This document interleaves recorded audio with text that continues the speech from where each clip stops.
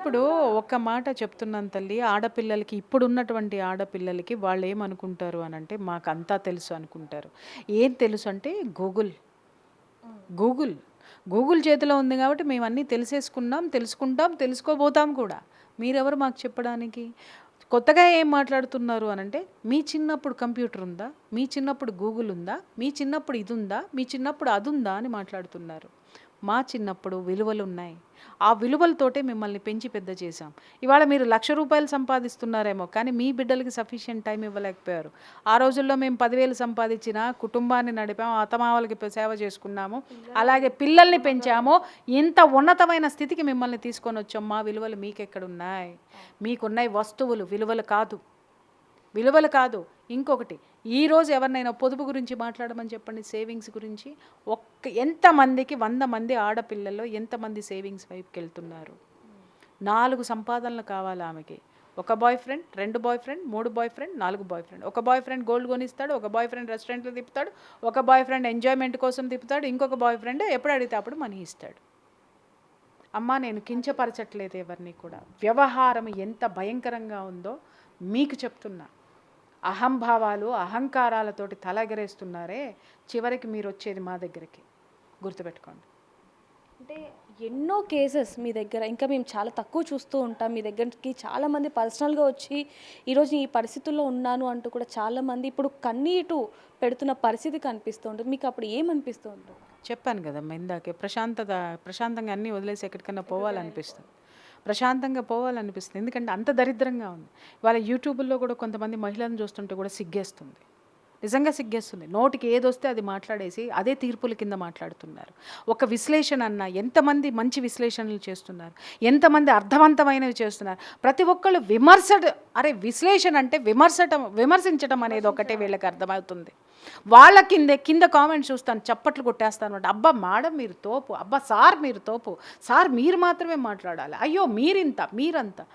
వాళ్ళు మాట్లాడేది సమాజంలో విలువల గురించి ఎవడన్నా మాట్లాడుతున్నాడా? ఎలా ఉండాలో మాట్లాడుతున్నారా? సమాజం ఎలా తయారవుతుందో మాట్లాడుతున్నారా? ఇవాళ చూస్తే అన్ని కృత్రిమమైనటువంటి షోలే కదమ్మా వీళ్ళు చేసేది. అన్ని తప్పుడు షోలు చేసుకుంటూ ఏ ఒక్క షో చూడండి, తండ్రికి కూతురు లైన్ వేస్తాడు. కూతురు బాత్రూంలో స్నానం చేస్తుంటే మా ఆయన కూతురుని చూస్తున్నాడండి అని తల్లి ఫోన్ చేసి ఈ పెద్దవాళ్ళకి ఫోనుల్లో చెప్తూ ఉంటుంది.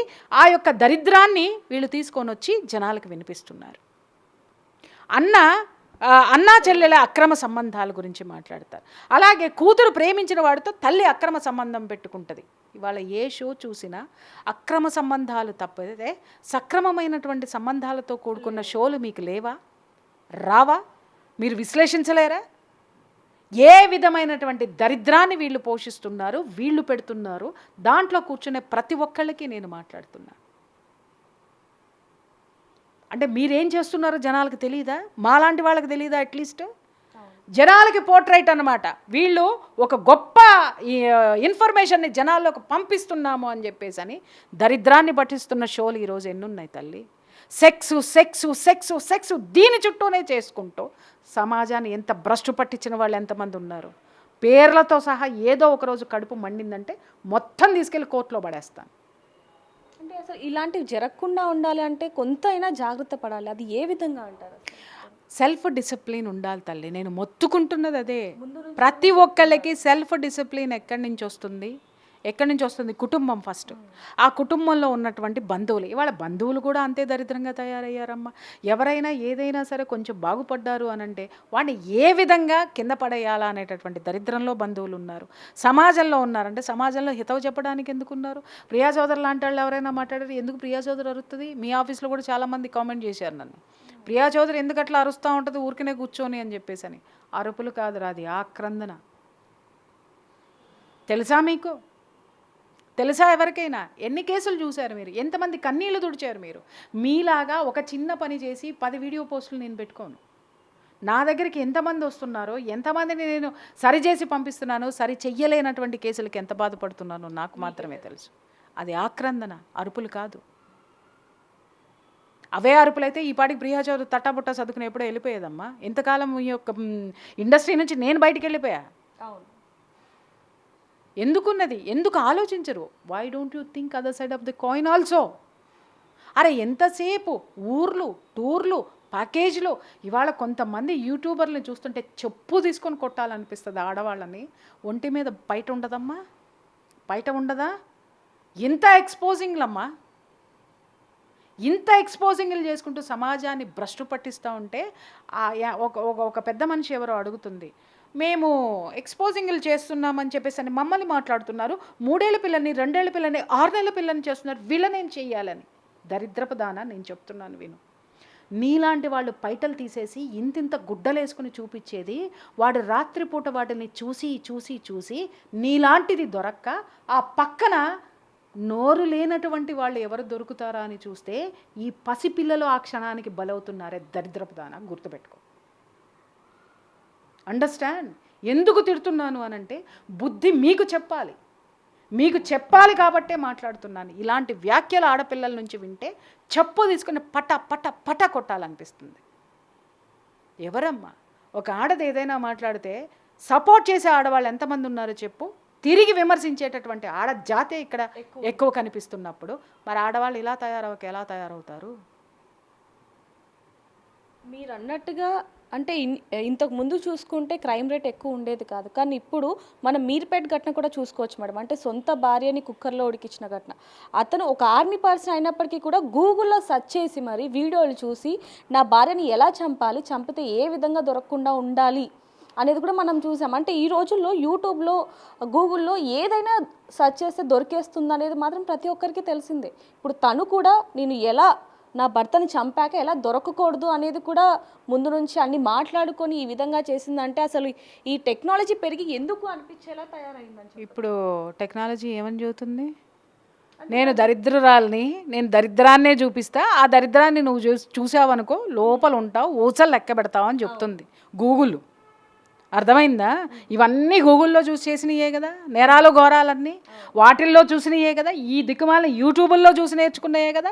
యూట్యూబ్లో కూర్చున్న కొంతమంది మహిళామణులు మాట్లాడిన మాటలకి ఇన్స్పైర్ అయ్యి అతి స్వేచ్ఛలకు పోయి విపరీతమైనటువంటి స్వేచ్ఛలో మొన్న ఎవరితో ఒకటి కూర్చుని మాట్లాడుతుంది.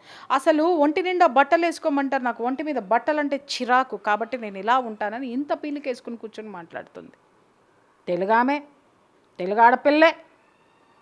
వెళ్ళి ఇంత గొడ్డుంటే కప్పాలనిపించింది. ఎందుకని అంటావేమో, అలాంటి ఇంటర్వ్యూలు చూసి చూసి చెప్పాను కదా, మా ఇళ్లలో ఉన్న ఆడపిల్లలు కూడా ఇదిగో ప్రపంచం ఎలా ఉంటుంది, మేము ఇంత కొంచెం వేసుకుంటేనే మమ్మల్ని మీరు మాట్లాడుతూ ఉన్నారు, నువ్వు పెద్ద డిక్టేటర్వి, నువ్వు పెద్ద రాక్షసివి, నీ కింద బ్రతకాలంటే భయం వేస్తుంది అనేటటువంటి విప్లవాలు మా ఇంట్లో వస్తున్నాయి.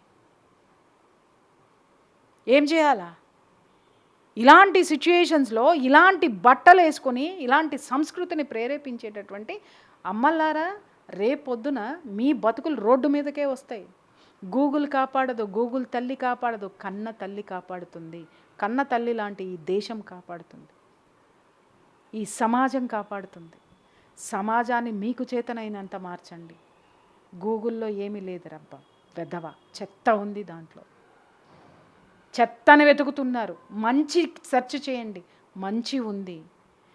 దాన్ని ఎందుకు ప్రేరేపించరు, దాన్ని ఎందుకు ప్రోత్సహించరు అని అంటే, విజువల్స్ అన్నీ నేను చెప్పినట్టుగా ఒక క్రైమ్ జరిగిందంటే 4 రోజులు ఎపిసోడ్లు వస్తున్నాయి. ఒక చెత్త జరిగింది అని అంటే పుంకాలుగా బజ్ ఉంది, ట్రెండింగ్ ఉంది, ఇంకొకటి ఉంది అని మాట్లాడుతున్నారే తల్లి. మనం బ్రతకాలని దాహం వేస్తుందని రక్తం తాగుతామా? లేదు, నీళ్ళే తాగాలి.